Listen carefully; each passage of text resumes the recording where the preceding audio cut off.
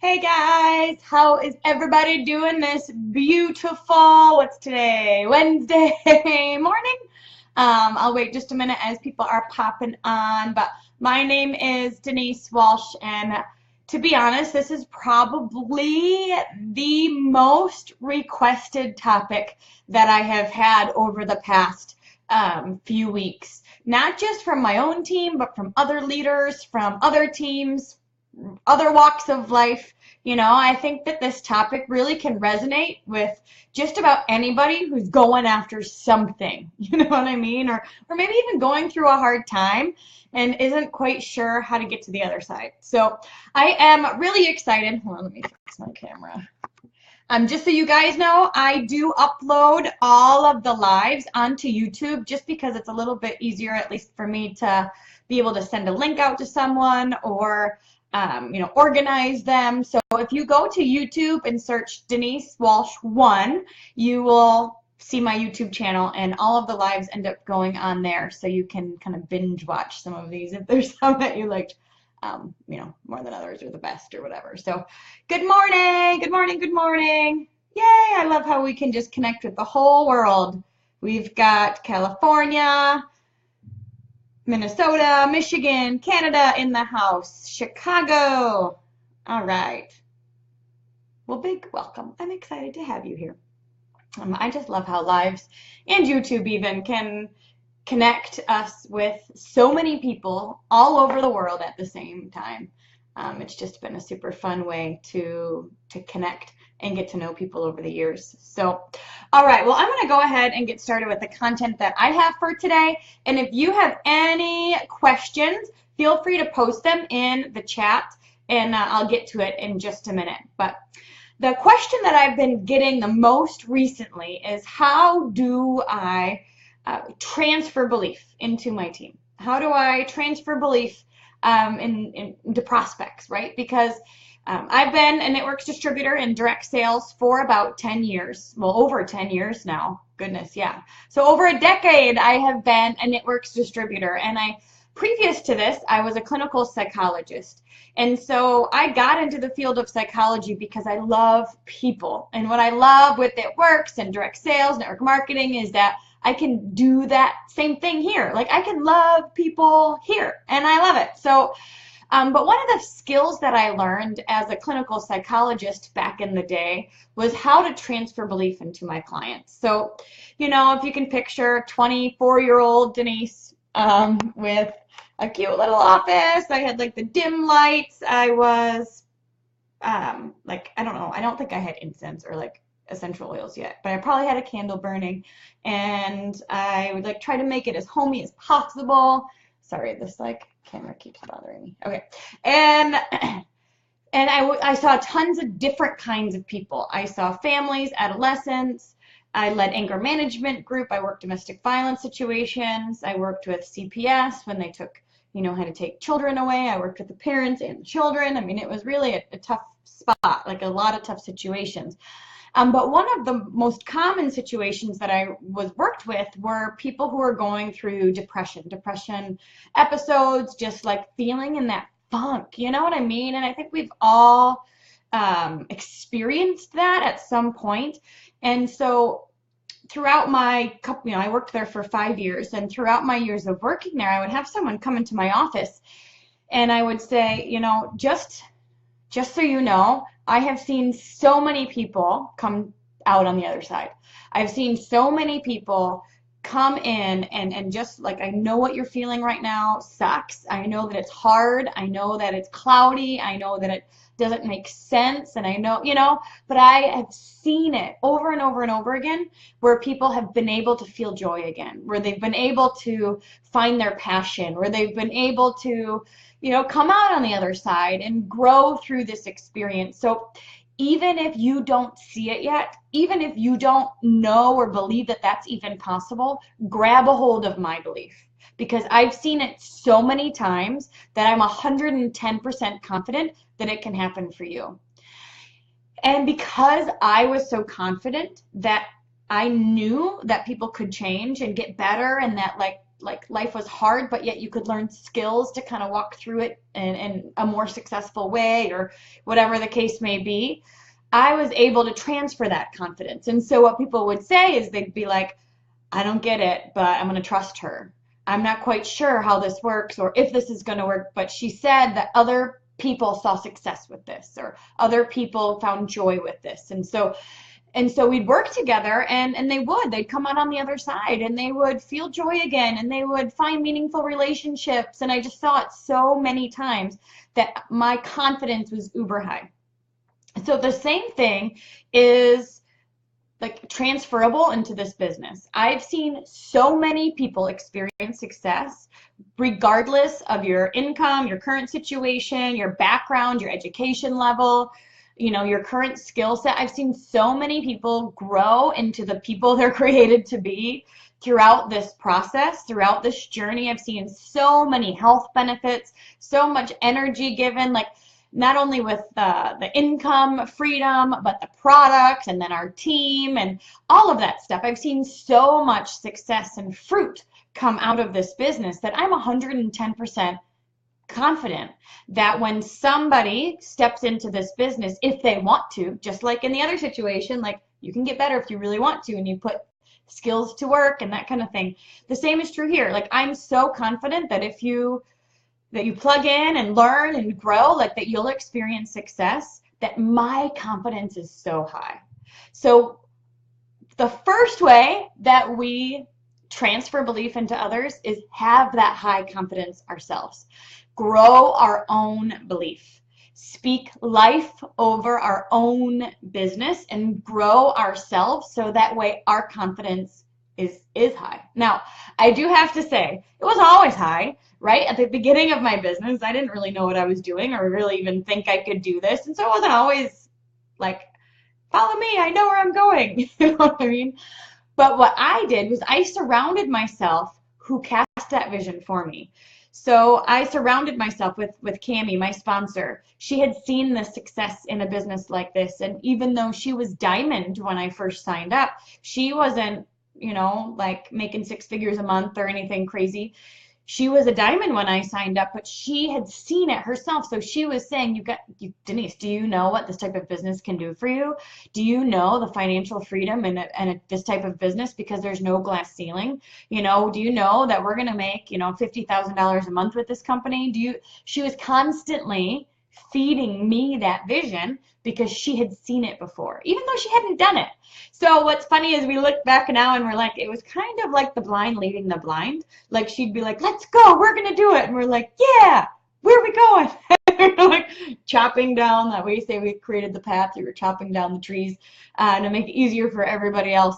But I grabbed a hold of that. I surrounded myself with people who kind of knew where were going, who could cast that vision for me, and then I absorbed it. So you want to kind of be that person for somebody else. That doesn't mean that you've experienced all the success that you want to experience and you're saying from the top down, like, come, let's good up here. You're casting the vision because you know where you want to go, and you've heard it and you've seen it done so many times that you have that confidence. It might as well be you. So you're speaking that life over yourself. You're saying, I am going to quit my job and be home with my babies. I am no longer going to be living paycheck to paycheck. I am going to be out of debt by the end of next year. I'm going to be we're gonna put in a pool in the backyard and have an oasis retreat so we don't have to feel like we got to go on vacation. You're casting that vision for your life, and you're being somebody that people want to follow. Are you somebody that's considered a finisher? If honestly, like if you say to somebody, I'm going to do this, do they think, yeah, right? Or do they think, watch out, she always says what she's going to, she does what she's going to say. Are you, dreaming bigger yourself? Are you hitting a goal and then redreaming and doing it again? Are you being that person? Because sometimes belief transfer is just people watching you. Like you don't even do anything. You don't even know what you're doing. People are just watching, and because of the life you're living, they dream bigger.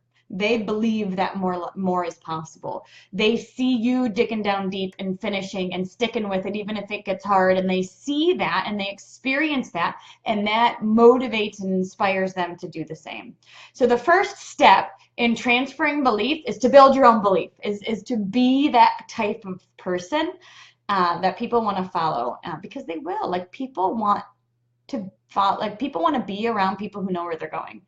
And so when you're casting that, you're speaking life over your own self, over your own life, over your family. You're speaking abundance. You know, you're not saying, "Oh, this is hard," and it may feel hard. I'm not saying that it's not going to be hard, but instead of focusing on that, you're speaking the life that you want. You're focused on where you're going, and other people will follow. So step one is to build your own belief. And then once you've got that, or as you're developing that, you can transfer that to your team, to your prospects, to people that you meet by speaking life over them. So a few ways that I've learned over the years to do this is, I feel like the best way to transfer belief is to ask a lot of questions and be a good listener. So the reason I say that is because you want to figure out what makes them tick, like what they love, what is their driving force. So then you can validate it. You know, you can say, "Oh my gosh, like, I love working with stay-at-home moms because, you have other moms that you hang out with. You can meet people at the park. You can make money from your phone during nap time. Like, where else can you do this?" Or, "I love working with nurses. People always come to you already with health concerns, and you might as well give them a preventative option." Oh my gosh, I love working with teachers. Teachers have a heart for people, and I feel like you can do do that teaching, like fulfill that need within this business. So whatever they do or whatever their passion is, I'm able to link it to It Works and say, "Oh my gosh, you're going to be awesome at this. You're going to be so good at this." I've seen so many people who are awesome at this business because they've got this type of skill set.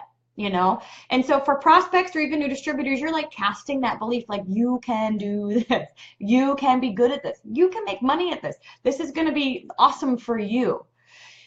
I honestly think that that's one of the biggest hurdles that people experience, is like, they're like, "Good for you, Denise, but not for me. Like, I don't think I have the skill set to do it." And so I still am pouring belief into prospects or new distributors, to help flip that switch of like, I'll show you this. Okay, so every day at 11, I have a little explosive blessings are coming my way.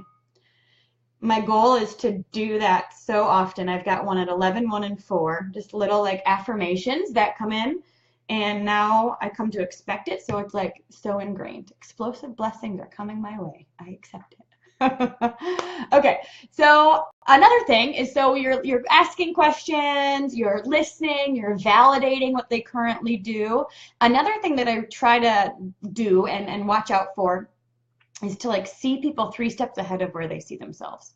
So a lot of times people are when they're starting something new, they're nervous or fearful, and because I know without a shadow of a doubt that everybody can have their own breakthroughs, everybody can build confidence, everybody can be healthier and have more energy, everybody can kind of grow and blossom in this business, I'm calling that person out. So even if what I see is somebody who's a bit timid or scared, but they're excited and then they want it, I am like 3 steps ahead, like, "Oh my gosh, that was awesome. Way to reach out and make that ask. Way to plug into the calls. You're going to be like, the more you plug in and learn, I'm so glad you were on the call today." You're just like pouring that belief onto them. Maybe they love health and wellness, and you are just validating that. "Oh, could you share that on the team page? People would love that." You are validating their skill set. Maybe they're a yellow personality and they love to help. So you can help them, pair them up with somebody and do some mentoring, or have them be in front of the like welcome desk at your One Team One Mission or team party. Like, you can help build their belief by giving them a space where they feel valued. So, I think we all can identify with this, but in my opinion, I've learned that everybody just wants to feel important to someone. Everybody wants to have that passion and like feel purposeful, And one thing that I really like about our business is that because of our team atmosphere, our family atmosphere, we have such a place where people feel loved, accepted, valued, missed when they don't show up. and a part of something bigger than themselves. And because of that, like walls can come down and healing can happen and growth can occur because of the safety of the team. And so not only am I personally working to validate their strengths and give them that space to grow, maybe they, I interview them on a team call about how to gather customers, or I see that they're really good at this type of skill, or they had a great first party and I have them on a Zoom, or whatever it is. I want other people to validate them too.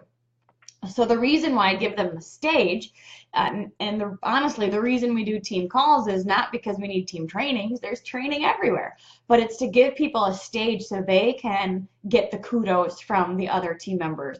Get people that are all of a sudden their friends list, people are blowing up their friends list because they want to hang out with them, or they're getting messages, and just validation from other team members is really, really fun. So you're building belief. I'm looking at my notes here. First, it's with yourself. Number 2, it's speaking life over your team, seeing them 3 steps ahead of where they see themselves and speaking to that person. You're identifying their personal strengths and praising them, and then giving them a stage within the team, a role within the team where they can feel a part of something. And then the third way to transfer belief is with real life experiences. So this is more than just a Zoom or a call or, a great job kind of text. This is a physical experience where you're taking people and you're like creating new brain cells, I like to say, because most of us can be so comfortable. I could be, I went camping growing up as a kid, and I seriously love s'mores and like those pizza fires. Like I'd be totally fine having those, I don't know, those square thing where you can make sandwiches. We used to make pizzas out of them. Anyone else? I don't know. They're good. But like I could love that. I could totally like do that all day and be fine. Until I learn about a steak dinner. Until I learn that there's something better out there, until I learn that maybe there's a 5-star restaurant down the street. I might not have thought of doing that myself, but once I learn that it's out there, I now have created a brain cell for it, and I can't go back. I may still love my little pizza fire guys, but I also am going to love my steak dinner. So you're creating these experiences for people. And honestly, I didn't realize what was happening when it was happening to me, but Cami and Mark and Pam and Mike, they would create these experiences and invite us. And what would happen is that my vision would start to grow. I remember Mark would take us like a little leadership yacht thing, the top 25, or I don't know, maybe it was like diamonds and above. And we would go on this cruise ship yacht, in Tampa Bay or something. And he would purposefully go by like all of these mansion type houses or big houses. And, I don't need a mansion type house, but what he did was he was like, do you see what's possible? Do you see what's possible? And he would intentionally be like, you guys, take a look. Which one would you pick? He would intentionally do things like that so we could create those brain cells for this type of information, for this type of lifestyle, for this type of just dreaming bigger, wanting more, And again, it's not about stuff. It's never about the stuff. It's really about digging deep and figuring out who you are, and sometimes that stuff can be a bit motivating. I also like to say I am content and ambitious. Like I love my life, but I know where I'm going. I'm truly living my ideal day, but I'm not going to stop here. Like I'm going to keep moving forward. And so what Mark did in those experiences was gave us a space to lick the leather. Pam always says, decide the car that you want and then go sit in it, like lick the leather, dream it, feel it, experience it, find out how much it costs, how much is the payment going to be each month, decide, get so uber clear about what you're looking for that it becomes ingrained as a part of who you are. People need to see it before they can believe it. So, in part 2, you're speaking life over them. You're helping to transfer their thoughts and giving them skills to think in more in an abundant way. But number 3 is you're giving them physical, tangible experiences that are connected to emotion that build their dream and their belief. We've done this throughout our team by doing a 2025 party. In 2015, we did a Come As You'll Be party where everybody came dressed as who they wanted to be in 10 years. Which stretched a lot of people to dream bigger and to really get clear and excited about where they were going. We've done that even, at team dinners. We'll ask people questions. What are you working for? Why? What is the biggest, most exciting thing? If you could have $10,000 right now, what would you do with it? We've had printed off big gives back checks and said, all right, who are you going to give your first $10,000 check to? And we'll put the name of the organization that's dear to their heart, and we take pictures of it because we're excited to give back. And you want to just create, create those new brain cells for this kind of stuff, because most of us don't think this way. And so it's a skill that can be taught. I'm trying to think, what other cool experiences have we done? We try to do something. One time I ordered butterflies. This was at the last Willow Creek leadership retreat that we did. We talked about how we take our thoughts captive, and like we can choose the direction of our lives based on the direction of our thoughts. And so we take our thoughts captive and we focus on peace, love, generosity, all that stuff. And so we kind of did the spiel about that. And then we had butterflies, and it was all about renewing of the mind. And we took these little cute butterflies, opened them up, and let them go. And it was just a symbolic meaning of transforming of the mind and how we can take our own thoughts captive. We've thrown fears in the fire. We've said out loud what's really holding us back, what's stopping us from getting to our own next level. And we write it on a piece of paper and we say it out loud to each other and we throw it in the fire. And then we're like, done. I'm done with it. I'm not even going to go back there. We've just done a lot of cool things where it doesn't have to be tons of money. It doesn't have to, it's just like creating the space for those experiences. We did the castle contest. This was super fun. If you guys were at the castle contest, make sure you post in the comments. But we had a team retreat in this like 10,000 square foot mansion. There was 8 bedrooms, and we rented it as a team, and everybody kind of, people won a spot to stay, and we did the training there and had a pool party, and we did a music video, and it was just so much fun. What I learned at this experience was that this house had 2 dishwashers, one on either side of the sink. And I was like, yes, please. Dream board. And so to put stuff on a dream board, we have to kind of do stuff. We've got to experience things. We've got to see it before we can believe it. And so the third and final, that's the third way of transferring belief, is creating experiences for your team to create those new brain cells for themselves so they can dream bigger. But it all circles back to you. Because if you're not dreaming bigger, your team isn't going to be dreaming bigger. If you don't have 100% confidence, then your team isn't going to have 100% confidence. The more you work on yourself, the more your team will follow. And you will be so excited and so confident and so passionate about what you're doing that you're going to easily transfer that belief, because you know that you're exactly where you're supposed to be, and you know exactly where you are headed. So let me take a look at my notes. I think that is the notes I had from today. Let me take a look at the comments and see if you guys have any questions or any thoughts, or maybe even some things that you have done over the years to grow your own belief and then transfer it to others. I don't want you to hear that you have to be somebody's counselor or psychologist or like problem solver. That's not our job. You don't have to do that. Don't feel like, oh my gosh, this sounds like a lot of work. Because a lot of what this is just being a good friend, seeing somebody in their best light and calling that out, and then creating experiences for them to grow into it. That's all. That's all. You don't need to solve the world's problems or, understand psychology to be good at this. I think that anyone can learn this skill. But it does take intentionality, for sure, because it doesn't happen on its own. Team culture doesn't happen on its own. A dreaming culture doesn't happen on its own. It comes